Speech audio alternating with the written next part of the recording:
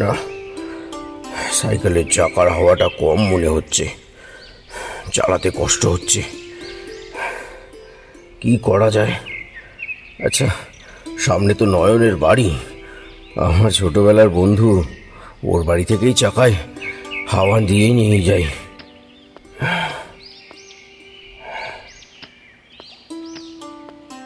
কই রে জয়িমা, কোথায় গেলি রে? কে?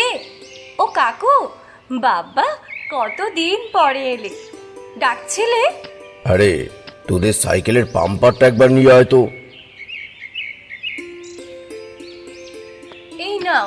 এই, তোর বাবা কোথায় রে? দোকানে। আর তোর মা? পাশের বাড়ি, কি এক পুজো আছে ও বাড়িতে, সেখানে পুজোর জোগাড় করতে গেছে। আর তোর দাদা? দাদা ঘরে পড়ছে, মাস্টার বাবু এসেছেন। আচ্ছা, তা তুই পড়ছিস না?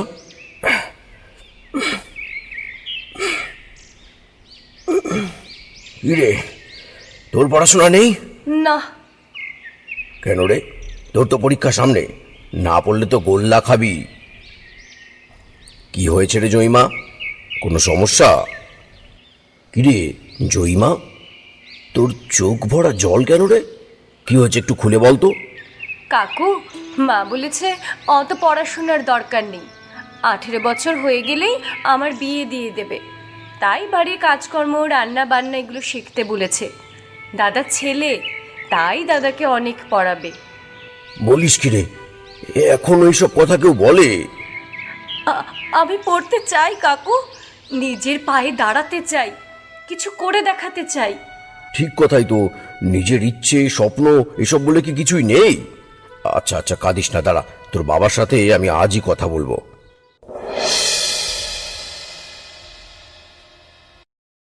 আরে আয় আয় আয়, বস, অনেকদিন পরে দেখা। তারপর বল, কেমন আছিস? আমি ভালো আছি, কিন্তু তোর উপরে আমার ভীষণ রাগ হয়েছে, সেটা নিয়ে কথা বলতেই এলাম। রাগ হয়েছে আমার উপরে? তা কি নিয়ে রাগ শুনি? আজ তোর বাড়ি গেছিলাম, তোর মেয়ে জয়িতার সাথে কথা হলো। মেয়েটা খুবই মন খারাপ করে আছে। মানে? কি করছিস তোরা এটা ওর সাথে? জয়ীর মন খারাপ হয়েছে? কি হয়েছে ওর? কই, আমাকে তো কিছু বলেনি। বলবে কি, তোরা শোনার চেষ্টাই করিসনি। কি ব্যাপার বলতো? ওর পড়াশোনা বন্ধ হয়ে আছে, জানিস সেটা? ও, এই কথা।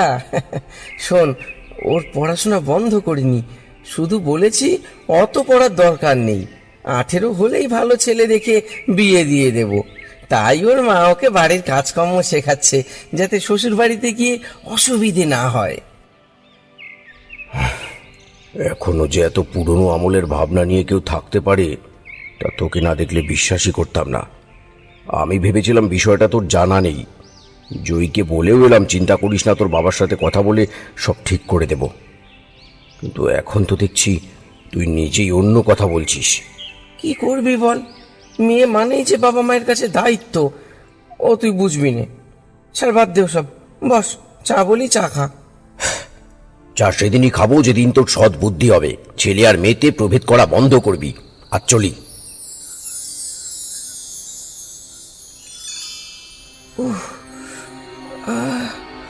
কি ব্যথা!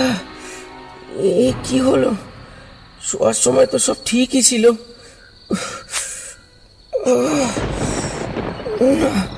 আর পারছি না, সবিতাকে ডাকি। সবিতা, এই সবিতা, শুনছো? ওটা তো, আমার শরীরটা ভালো লাগছে না।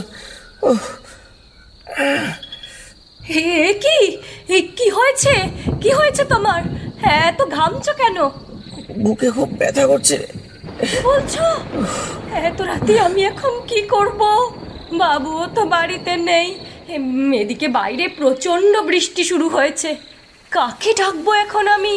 কি করব? জল খাবে? ভালো লাগছে না রে। হায় হায় হায়, এখন আমি কি করব? ডাক্তার কোথায় পাবো? বাবুটারও পরীক্ষা শুরু হলো, বাইরে যেতে হলো। আমার তো ভয়ে হাত পা ঠান্ডা হয়ে যাচ্ছে। কি হয়েছে মা? দেখ না, তোর বাবা কেমন করছে, বলছে বুকে খুব ব্যথা করছে। সমস্ত শরীর ঘামে ভেজা, হাত পা অসাড়, বুকের বাঁ দিকে ভীষণ ব্যথা।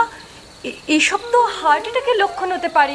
কিছুদিন আগে এ নিয়ে আমাদের স্কুলে ক্লাস হয়েছিল। এক ডাক্তারবাবু ক্লাস নিয়েছিলেন, বলেছেন হঠাৎ করে হার্ট অ্যাটাক হলে কি কি করণীয়।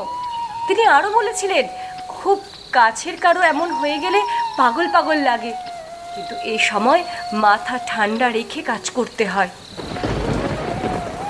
এখন আমাদের কি হবে রে? তোর বাবার কিছু হলে আমাদের কে দেখবে? তোর দাদাও তো বাড়িতে নেই, কে ডাক্তার ডাকতে যাবে? এত রাতে এই ঝড় বৃষ্টিতে আমরাই বা কি করবো রে? মা, ভেঙে পড়ার সময় এখন নয়। ওঠো, বাবার পাশে বসো, মনে সাহস দাও, বলো কিচ্ছু হয়নি, ডাক্তারের কাছে নিয়ে যাব, এক্ষুনি সব ঠিক হয়ে যাবে। এত রাতে ডাক্তার কোথায় পাবি? রাতটা কাটুক, কাল সকালে নিয়ে যাব। শোনো মা, এটা যদি হার্ট অ্যাটাক হয়ে থাকে তবে আমাদের এক মুহূর্ত নষ্ট করার মতো সময় নেই, এক্ষুনি বেরোতে হবে। কিন্তু এত রাতে এই ঝড় জলে কাকে পাবি? নিয়ে যাবি কিভাবে? কাউকে দরকার নেই মা, পরেশ কাকু টোটোটা চার্জে দিয়ে গেছিল, ওটার চাবি নিয়ে এসো। তুই টোটো চালাতে পারবি? পারবো মা, আমরা সবই পারি, শুধু নিজের ভেতরের শক্তিটাকে চিনতে শেখো।